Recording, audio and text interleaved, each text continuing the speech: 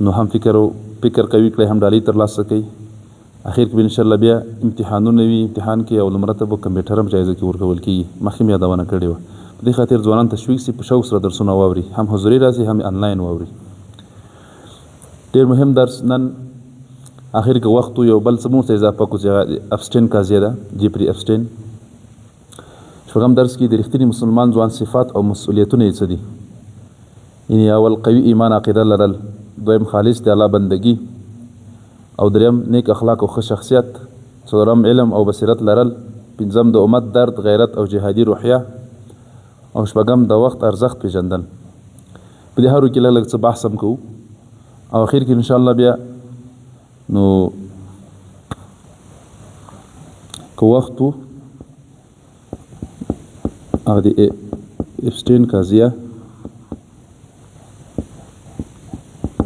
ای باندې هم بحث وکړو.